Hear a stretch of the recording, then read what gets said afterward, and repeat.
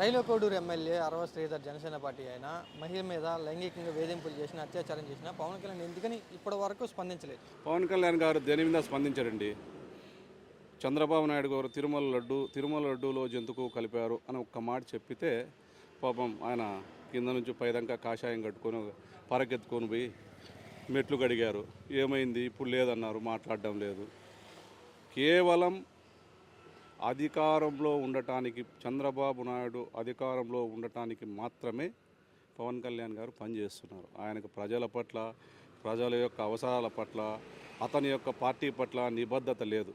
కేవలం అతని యొక్క అవసరం చంద్రబాబు నాయుడుకు ఉంది కాబట్టే చంద్రబాబు నాయుడు గారికి ఏదైనా ఇబ్బంది కలుగుతుంది అని అనిపించిన మరుక్షణం ఆయన సనాతన ధర్మం అంటాడు. ఆయన రకరకాల వేషాలు, ఎందుకంటే సినిమా యాక్టర్ కాబట్టి మంచి యాక్టరు, ఆ విధంగా ఆయన ఆట ఆడగలడు. అంటే ఆడబిడ్డల జోలికి వస్తే తాట తీస్తాను, మక్కిలు ఎరగొట్టేస్తానని పవన్ కళ్యాణ్ చెప్పారు. కానీ ఆ పార్టీ ఎమ్మెల్యేనే ఇలా చేస్తే ఇంత దారుణం చేసినా ఎందుకని? ఆయన చాలాసార్లు చెప్పాడండి, ఇదేం కొత్త కాదు. పార్టీ నుంచి ఇప్పుడు ఒక విషయం నిన్న జరిగింది. అంతకుముందు కిరణ్ రాయల్ అనే వ్యక్తి గురించి తిరుపతిలో జరిగింది. అతని మీద ఏం చర్య తీసుకోలేదు కదా. ఏం తీసుకున్నారు?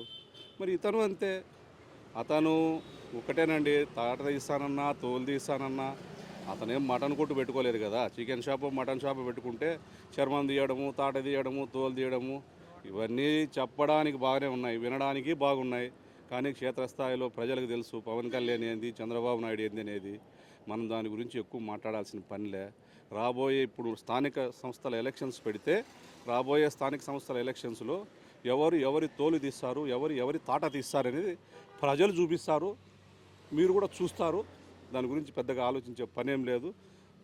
దగ్గరలోనే స్థానిక సంస్థల ఎన్నికలు వస్తాయి కదా, అప్పుడు తెలుస్తుంది. కూటమి ఎమ్మెల్యేల దోపిడీ అంటున్నారు, అవినీతి అంటున్నారు, మళ్ళీ ఇలా మహిళల మీద లైంగికంగా వేధింపులు అంటున్నారు. కానీ కూటమి ఏమో చాలా మంచి ప్రభుత్వం అని చెప్పుకుంటుంది పైకి. నేను కూడా చెప్తానండి మంచి ప్రభుత్వం అని. నేను కూడా చెప్తాను మంచి ప్రభుత్వం మాది. ఇప్పుడు నేను అధికారంలో ఉన్నాడు కాబట్టి మాది మంచి ప్రభుత్వమనే చెప్తాను. మంచి ప్రభుత్వమా కాదనేది చెప్పాల్సింది ప్రజలు.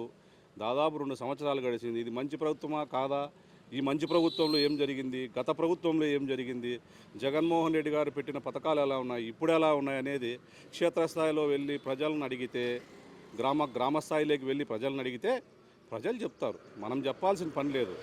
నేను జగన్మోహన్ రెడ్డి గారిని పొగడాల్సిన పనిలే. ఈరోజు ఏదైతే ప్రజలు కోల్పోయినారో, జగన్మోహన్ రెడ్డి గారిని వద్దనుకొని ప్రజలు ఏదైతే కోల్పోయినారో ఆ కోల్పోయింది ఎలా తిరిగి రాబట్టుకోవాలి అనే దాంట్లో ఉంది. వీళ్ళు పదే చెప్తున్నారు అభివృద్ధి లేదు అని. మీరు రండి, దాదాపు గ్రామ సచివాలయాలు కానీ, విలేజ్ హెల్త్ క్లినిక్స్ కానీ, అంగన్వాడీ సెంటర్స్ కానీ, తర్వాత రైతు భరోసా కేంద్రాలు కానీ ఒక్కసారి వచ్చి చూస్తే తెలుస్తుంది.